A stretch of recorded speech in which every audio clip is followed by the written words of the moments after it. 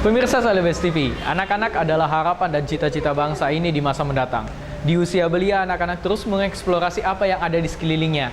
Sayang sekali rasa antusias dan keluguan anak ini dimanfaatkan oleh pihak yang memiliki niat buruk. Di antaranya adalah perbuatan pelecehan seksual terhadap anak. Bagaimana ini bisa terjadi? Pak, saya Ridho Azlam dari Celebes TV dengan Bapak Rusdin Tompo. Rusdin Tompo. Iya. Pak, ini kan lagi ada kasus tindakan pelecehan seksual terhadap anak. Gitu. Kira-kira bagaimana sih Pak ini bisa terjadi? Ya, sebenarnya kalau kita melihat fenomenanya, bisa dari faktor bahwa ada faktor-faktor yang mungkin juga menjadi pemicu, misalnya kan bahwa pelaku tidak bisa mengontrol dirinya, lalu mungkin juga punya kaitan dengan atau pengaruh habis menonton sesuatu yang terkait dengan pornografi, ya. Bisa juga bahwa kemudian melihat kesempatan anak-anak itu pada posisi yang lemah begitu, ya. Sedang lengah anak-anaknya. Ya, anak lengah. Kadang-kadang juga mereka lugu, mereka polos, terjebak pada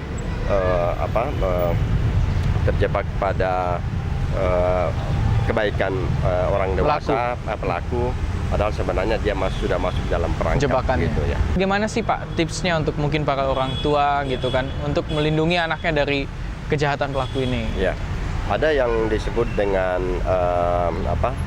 underwear rule, ya. Jadi bagian-bagian tubuh mana yang sebenarnya itu tidak boleh disentuh begitu. Katakanlah misalnya bahwa bagian depan dada, ya, kemudian bagian belakang, ya, atau bagian-bagian tertentu begitu. Tapi sebenarnya kalau dia masuk dalam kategori pelecehan, sebenarnya bagian tubuh manapun itu tidak boleh disentuh oleh seseorang begitu, ya, orang dewasa, ya, apalagi yang apakah berjenis kelamin sama maupun tidak, karena banyak juga itu penyuka sesama jenis begitu atau para pedofil, ya.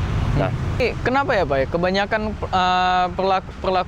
pelaku tindakan menyimpang itu, termasuk yang pelecehan seksual itu malah dilakukan di lingkungan sekolah. Ya, karena itu tadi dalam berbagai studi tentang kekerasan, ya. Kebanyakan menganggap bahwa sekolah, rumah, ya, bahkan tempat-tempat pendidikan yang punya nuansa keagamaan sekalipun itu dianggap bahwa otomatis aman, ya, nyaman dan ramah terhadap anak. Padahal tidak. Itu sebenarnya kelengahan kita, gitu, ya. Kelengahan bahwa anak-anak bisa menjadi korban, ya, dari berbagai situasi buruk di tempat manapun, bahkan di lingkungan pendidikan dan di rumah, ya. Studi-studi kekerasan terhadap anak itu menunjukkan hal itu, begitu. Nah, di sinilah yang tadi saya katakan bahwa kadang-kadang muncul kelengahan, ya, ketidakhati-hatian, kita terlalu percaya sehingga lupa memberikan proteksi terhadap anak-anak kita, begitu.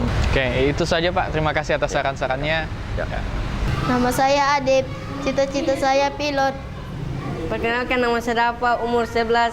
Saya cita-cita saya mau jadi dokter. Nama saya Aziza, saya mau jadi engineer. Nama saya Gifari, cita-cita saya menjadi polisi. Hai, nama saya Fauzan Rawadan, umur saya 12 tahun. Cita-cita saya menjadi pemain bola. Saya ingin membanggakan orang tua saya. Hai, nama saya Deren, cita-cita saya reporter. Nama saya Raihan, cita-cita saya menjadi tentara. Nama saya Krisna, cita-cita saya menjadi ketua DPR. Karena bagaimanapun tindakan pelecehan seksual adalah sebuah tindakan kriminal atau kejahatan. Nah, kita harus bisa bersama-sama melindungi anak-anak bangsa ini dari terkaman para predator. Laku. Saya Ridho Azlam, kameramen Asih Sisi, melaporkan untuk Celebes TV. Ayo lanjut, belajar lagi.